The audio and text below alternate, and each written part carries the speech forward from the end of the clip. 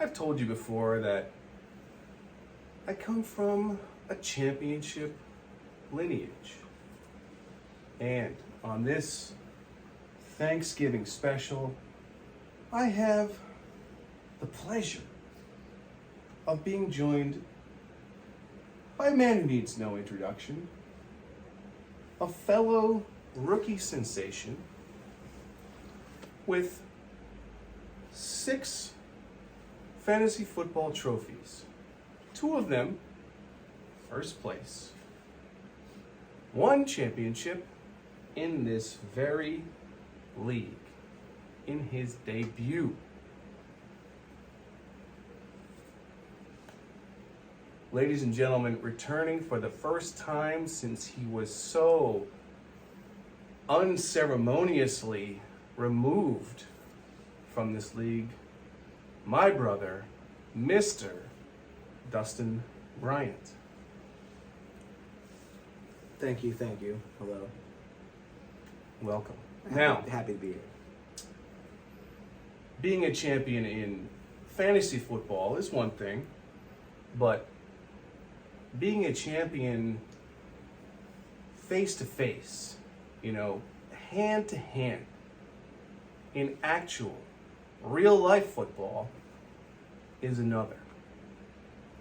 That's why tonight it is my distinguished honor to be joined by my brother, center for the 2000 New York State varsity champion Rondout Valley Ganders, all the way from the great Commonwealth of Virginia, Mr. Cody Bryant. Well, it's good to be here.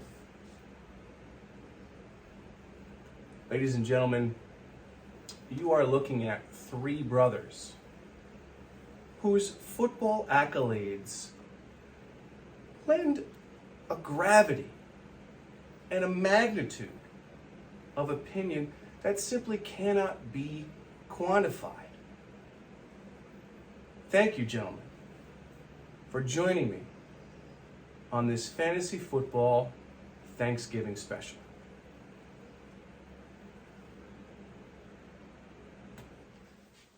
Now, we are going to get right into it. Dustin, you've been keeping up with Fumbled My Beer, despite the aforementioned parting of ways. What would you say is your general appraisal of the state of this fantasy football league? That's a good question. This league, I would say, and the reason why I kind of got out of it in the first place, they lack charisma. They lack devotion to the sport. They lack the ability to understand sarcasm and entertainment value. They lack the ability to look past their computer screens to actually enjoy playing the entire sport at all. Sure.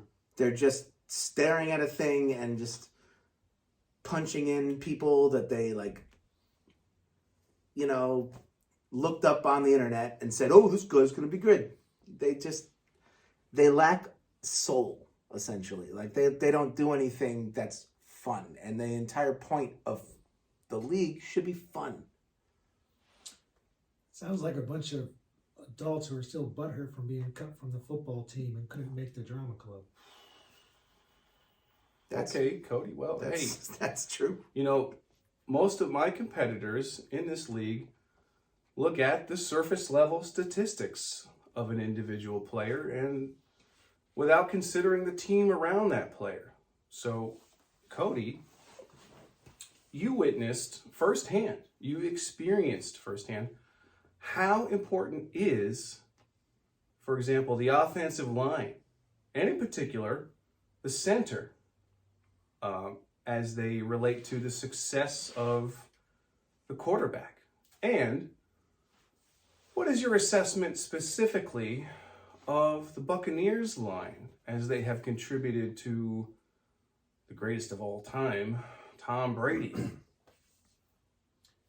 Well, if anyone who knows football, they know that the offensive line is what makes the team. And without an offensive line and a good center, the quarterback is basically useless. And without an O-line, the rest of the team can't really function.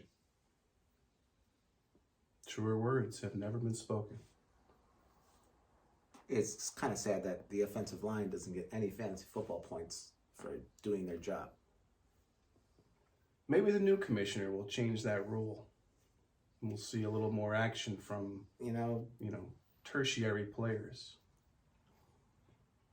I doubt any commissioner has the balls to do any sort of moves like that. Maybe it takes a commissioner without balls. I don't know. We'll see.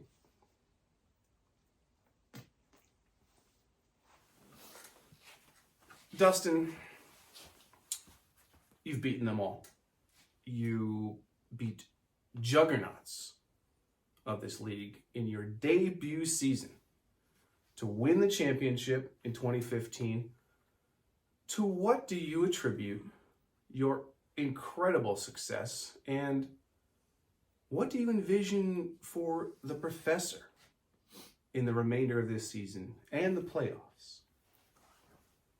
That's a really good question. I would contribute it mostly to the elephant in the room and the things that people don't often think about, but it's garbage time points. It's the points that your garbage players, you might think that the team sucks and this player sucks, but no, it's how much they play and it doesn't matter. The more points they score when they're down 50 to 20 down the stretch, the Blake Bortles of the leagues, Sure.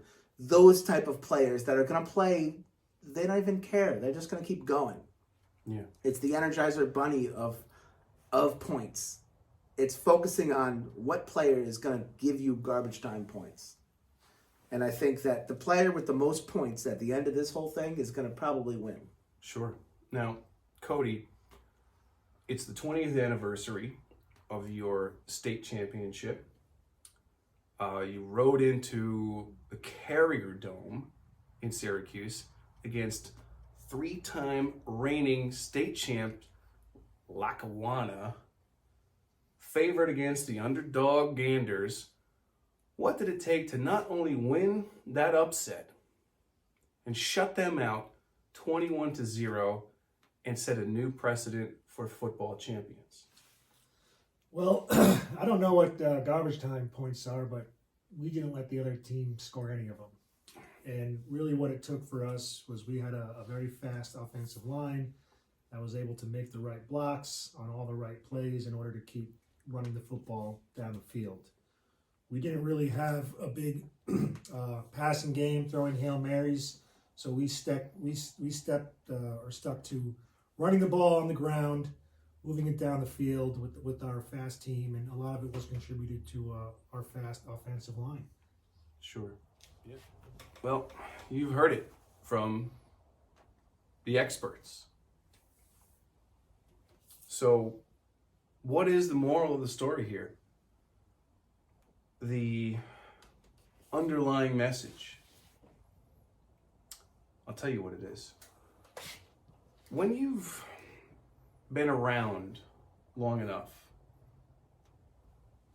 like Dustin, like Cody, like the professor, you start to see history repeating itself. And history will repeat itself. 2000, a Bryant wins the championship in his rookie season. 2015, a Bryant wins the championship in his rookie season. 2021, a Bryant wins the championship in his rookie season.